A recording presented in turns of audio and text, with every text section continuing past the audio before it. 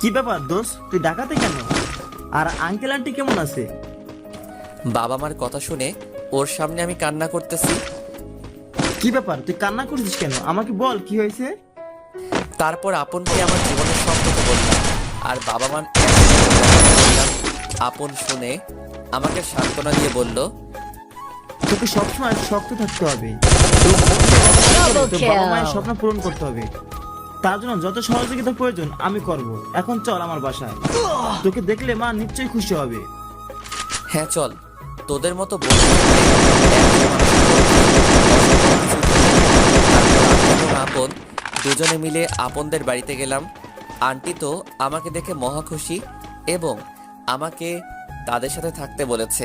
তারপর কিছুক্ষণ গল্প করার পর আন্টি বলল, আপন হৃদয়কে নিয়ে তো রুমে গিয়ে ফ্রেশ হয়ে আসো, আমি খাবারের ব্যবস্থা করছি। তারপর ফ্রেশ হয়ে খাবার খেয়ে ঘুমিয়ে গেলাম। পরের দিন সকালবেলায় উঠে আপনের বাবার সাথে কথা বললাম। আপনের বাবা খুব ভালো মানুষ, সেও আমাকে দেখে খুশি হয়েছে।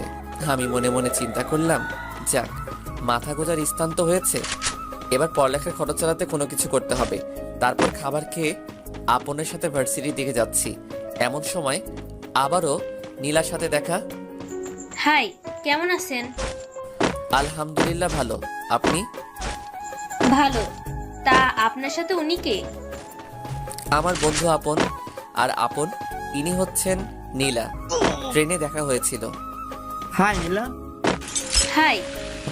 তো এবার যাওয়া যাক। হ্যাঁ চলো, দেরি হয়ে যাচ্ছে। তারপর ভার্সিটি থেকে ভর্তি হয়ে বাড়িতে ফিরলাম। আসলে আমার রেজাল্ট ভালো থাকায় এত বেগ পোহাতে হয়নি। আপনের সাথে ঘোরাফেরা করতে করতে আজকের দিন খুব ভালোভাবে শেষ হয়ে গেল। রাতে খুব তাড়াতাড়ি খাবার খেয়ে ঘুমিয়ে পড়লাম, কারণ আমার class ছিল। আর হ্যাঁ, আপন ও আমার সিনিয়র, ওরও ক্লাস ঘুমিয়ে পড়ল। পরের দিন খুব তাড়াতাড়ি উঠে খাবার খেয়ে আপনের সাথে ভার্সিটিতে পৌঁছালাম। তারপর ক্লাসে ঢুকে আপনের সাথে বসে আছি, এমন সময় পিছন থেকে কে যেন বলে উঠল, আপনি এখানে? পেছনে তাকাতেই আমি আবারও 333 ভোল্টের শক খেলাম, কারণ পেছনে ছিল নীলা। আপনি এখানে? কেন, হাসতে মানা নাকি? তা হবে কেন, আগে কখনো দেখিনি তো, তাই জিজ্ঞেস করলাম। আপনি কি এখানে আগে থেকেই পড়েন? হুম। তাহলে আপন আপনাকে চিনল না কেন? কে বলেছে চিনে নাই? এমনি না দেখার ভান করেছে। তো মনোযোগ দিয়ে আমি যাই। এ কথা বলে নীলা চলে গেল। অন্যদিকে দেখি আপন একটা মেয়ের সাথে কথা বলছে। আমি তাদের কাছে গিয়ে শুনি, প্লিজ বাবা, রাগ করো না। কালকে হৃদয়টা বাঁচতে আসবে না, তাই তোমার সাথে দেখা করতে পারি। কি হৃদয় আর ভার্সিটিতে কেন? আমি গিয়ে তাদের কাছে গিয়ে আপন কিছু বলার আগে বললাম, জি আমি হৃদয়, আর কালকে আমার বন্ধুর জন্যই এসেছিলাম। ও সরি আপু, আমার ভুল হয়ে গেছে। না সমস্যা নেই। হৃদয়, তুমি পরিচয় করে দিই। ও হচ্ছে আমার জিয়ে। হাই। হাই। আচ্ছা, তাহলে আমি আপনাকে কি বলে ডাকবো, ভাবি নাকি আপু? কেন তুমি বলে ডাকবা? আর তুই করে আপনকে যে যেভাবে ডাক। আচ্ছা, তাহলে তোকে কি করে ডাকতে হবে? এক হাত এগিয়ে দিয়ে বললাম, বন্ধু। ইমুর সাথে কথা বলতে বলতে ক্লাসে স্যার চলে আসে। আজকে ভার্সিটিতে আমার প্রথম ক্লাস। একটু সংকোচ বোধ করলেও সবগুলো ক্লাস মনোযোগ দিয়ে করলাম। ক্লাস শেষে, হৃদয় চল আজ আড্ডা দিব। হ্যাঁ চল, আজ সারাদিন খুব মজা করবো। আপনারা হয়তো ভাবছেন রাকিব, সোহান এরা আবার কে? আজ ক্লাসে এদের সাথে পরিচয় হয়। তারপর আমি, আপন, হিমো, রাকিব, টুম্পা, সোহান আমরা সবাই অনেকক্ষণ আড্ডা দিলাম। সন্ধ্যায় আমি এবং আপন ওদের সবাইকে বিদায় জানিয়ে বাড়িতে এসে খাওয়া দাওয়া শেষ করে ঘুমের রাজ্যে পানি জমালাম। এভাবে দিনগুলো বেশ ভালোভাবে চলছিল। নীলার সাথে খুব ভালো সম্পর্ক হয়। আর হ্যাঁ, আমি এখন আর আপনদের বাসায় থাকি না। আপনের বাবা মা আমাকে যদিও আসতে দিতে চাইছিল না, তবুও নিজের বিবেকের কাছে হার মেনে ওদের বাড়ি থেকে চলে আসি। কোনো রকম 2টা টিউশনি জোগাড় করে আমার খরচ চালাতে হয়। এমন সময়ে আমার ফোন বাজছে।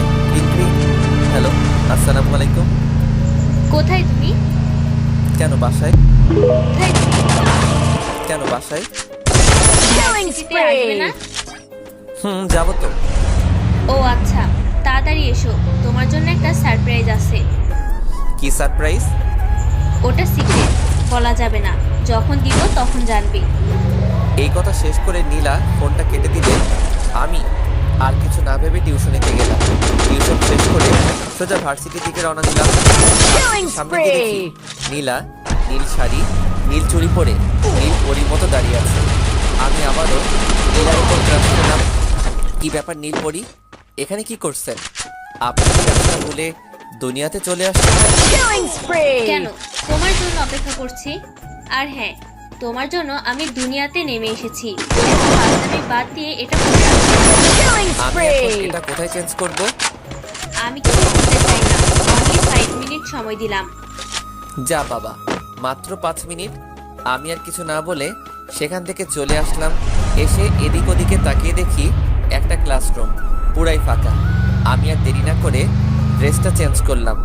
আর আপনাদের তো বলাই হয়নি, ওই ব্যাগে নীল পাঞ্জাবি ছিল। ওই নীল পরি, চলো কাজ শেষ। আমার দিকে বিশ্বাস করেন পাঠক ভাইরা, মনে হয় আমি এলিয়েন। ওই কি হলো, আমি কি এলিয়েন না ভিন গ্রহের প্রাণী? যেমন ভাবে তাকিয়ে আছো কিছু না বলে। চলো, দেরি হয়ে যাচ্ছে। এই মামা, যাবেন? কোথায় যাবে? কানন পার্ক। চলে। ওই উঠো। আমি আর কিছু না বলে সরাসরি রিক্সায় বসে পড়লাম। তোমাকে নীল পাঞ্জাবিতে বেশ লাগছে। তাই নাকি? তোমাকেও নীল শাড়িতে বেশ মানিয়েছে। তোমার জন্য। কি আমার জন্য মানে? বুঝলাম না। তোমার মানে বুঝতে হবে না, যখন সারপ্রাইজ পাবে তখন ঠিকই বুঝবে। এখন আর একটাও কথা বলবা না।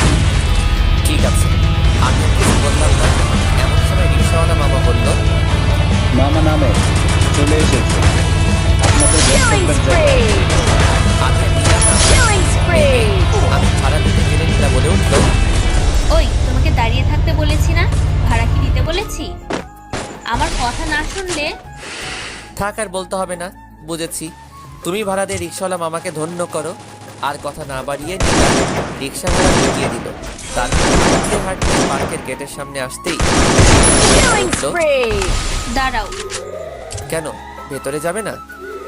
ভেতরে যাব না কখন বললাম, কিন্তু এভাবে না। আর কিছু না বলে কোথা থেকে যেন একটা কালো কাপড় নিয়ে এসে নীলা আমার চোখ দুটো বেঁধে দিল। এবার চলো। আমিও ভদ্র ছেলেদের মতো ওর দেখানো পথে হাঁটতে শুরু করলাম।